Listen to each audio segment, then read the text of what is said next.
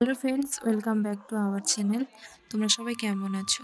তো আজকে নতুন ব্লগ নিয়ে চলে এসেছি। দুই জায়ে মিলে সকাল সকাল রেডি হয়ে পড়েছি, একদমই সকাল। দেখো, তো আজকে একটা নতুন জায়গায় যাব। তোমরা ব্লগটা দেখতে থাকো, না স্কিপ করে।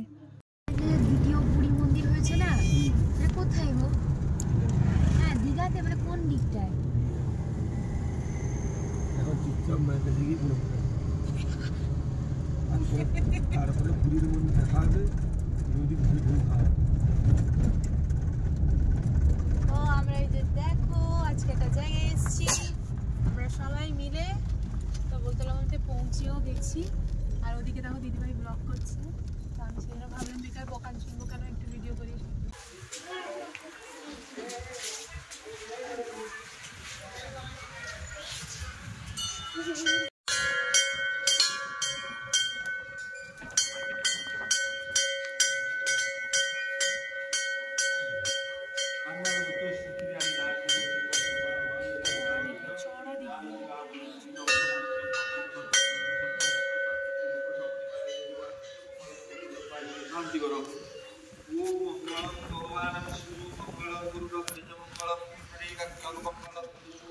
তোমাদেরকে তো দেখালাম যে আমরা নাইকালি মন্দিরে এসেছি সকাল সকাল পুজো দিতে মায়ের কাছে। অনেক দিন মায়ের কাছে আসা হয়নি, তাই আজকে মন হয়েছে মায়ের কাছে এসেছি। তো মায়ের কাছ থেকে হয়ে ভাবলাম যখন এসছি দীঘার কাছাকাছি, তো দীঘাতে একবার ঘুরে আসি। তো অনেকের মুখে শুনেছি যে দীঘাতে নাকি নতুন ঢেউসাগর হয়েছে। তো বন্ধুরা, তোমরা আমার এখানকার কাছের এলাকার বন্ধুরা, তোমরা তো জানোই যে দীঘাতে নতুন ঢেউসাগর হয়েছে। তো কাছের দূরের সব মানুষেরাই ঢেউসাগর এসে ঘুরে গেছে, শুধু আমরাই ব্যতিক্রম ঘুরিনি। তো অনেক দিন ভাবছিলাম যে দীঘায় যাব ঢেউসাগর দেখতে। তো আজকে যখন সুযোগ হয়েছে, সেই সুযোগ হাতছাড়া করিনি, চলে এসেছি। তো তোমাদেরকে স্পেশালি এই জিনিসটা দেখাই।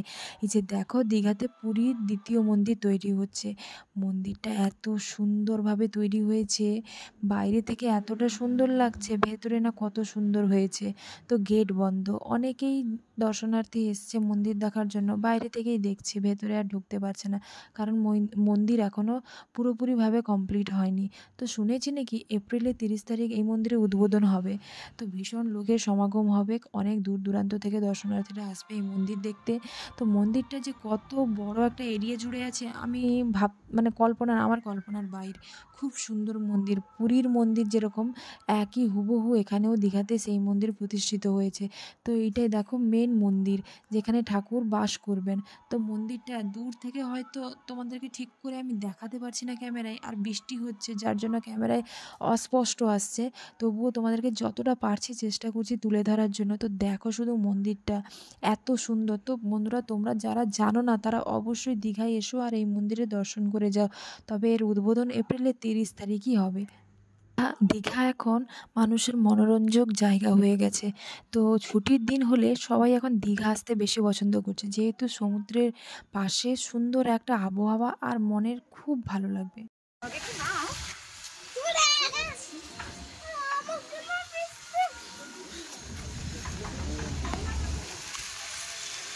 এমন দিনে আমরা কি ঠান্ডা!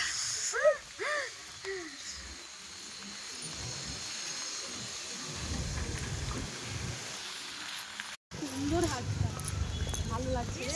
প্রথমবার ঢেউসাগর দেখতে এসেছি, আবার তার মধ্যে তো ঢেউসাগরে অনেকটা কিন্তু টানা হাঁটতে হবে, আর প্রচুর বৃষ্টি হচ্ছে। হ্যাঁ, তো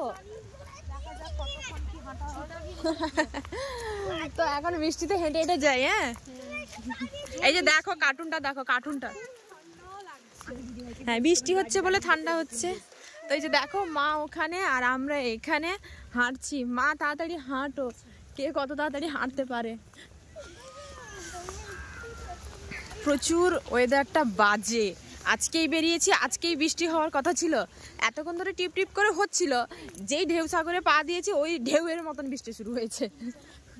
গাঁদা ফুলের গাছগুলো সব শুকিয়ে গেছে, আসলে সিজন শেষ হয়ে গেছে তার জন্য।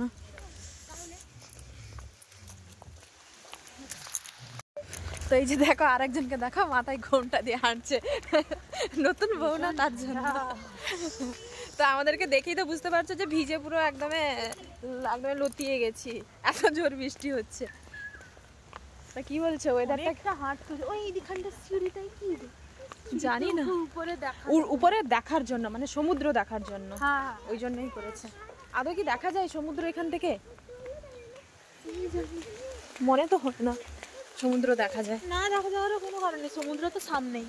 আচ্ছা আচ্ছা, কিন্তু জানো তো অনেকটা আরো হতে বাকি আছে মনে হচ্ছে, কারণ এদিকে ওদিকে তো এখানে ফাঁকা। ফিস্টের জন্য এদিকটা ফাঁকা নাকি বলতো, ফিস্ট করার জন্য এরকম তো হয়। আমরা তো প্রথমবার এলাম, জানিও না আদৌ এখানে যে কি আছে সেটাই জানি না। হ্যাঁ, আর বৃষ্টিতে তো ঠান্ডা মানে ভীষণ ঠান্ডা লাগছে। তো কাল পুকুরে একদম স্নান হয়েছে, হ্যাঁ, তার একটা ঠান্ডা লাগা ছিল, আর আজকে বাবা বাবা বাবা বাবা ঠান্ডা ঠান্ডা ঠান্ডা, ভীষণ ঠান্ডা, আর ভিজে গেছি, আর শাড়ি টাড়ি সব ভিজে যাচ্ছে। হ্যাঁ পুরো ভিজে গেছি বলতে গেলে।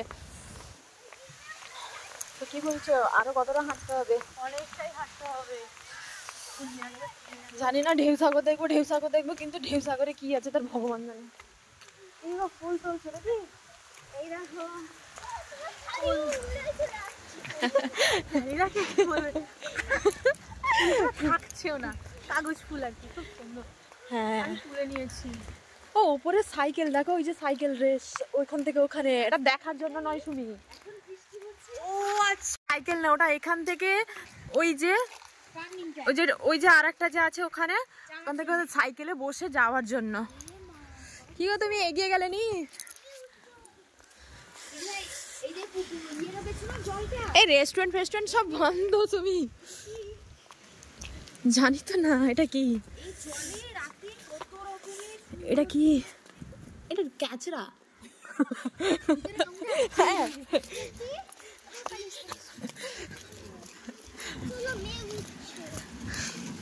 ফাইনালি তাহলে ঢেউ সাগরের মধ্যে ঢুকে গেলাম।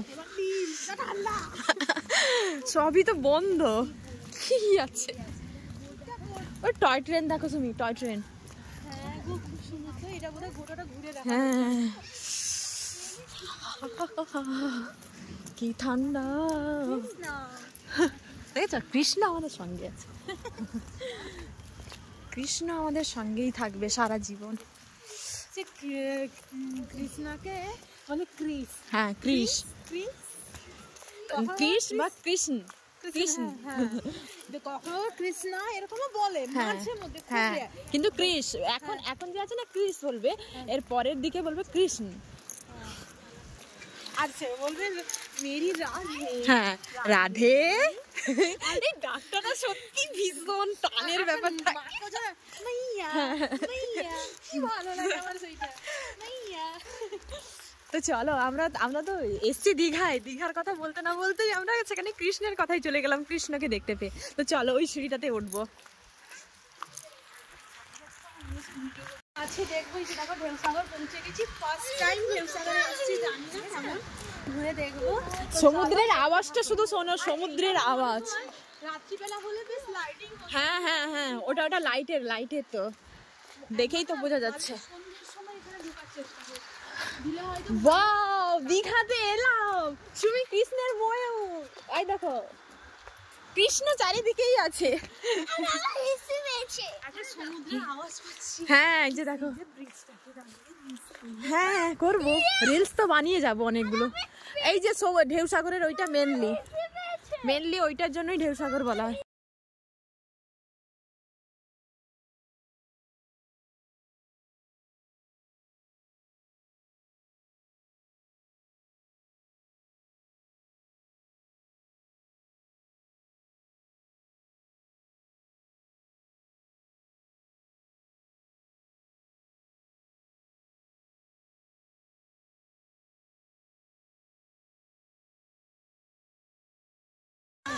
তো এই যে দেখো, এত বৃষ্টি হচ্ছে তবুও লোকজন তোমাদেরকে দেখাই, আমি জুম করে দেখাচ্ছি। এই যে দেখো, এত লোক হয়েছে, বৃষ্টিতেও লোকের আসা যাওয়া দীঘাতে বন্ধ হবে না, কারণ আমরাই হচ্ছে তার ব্যতিক্রম।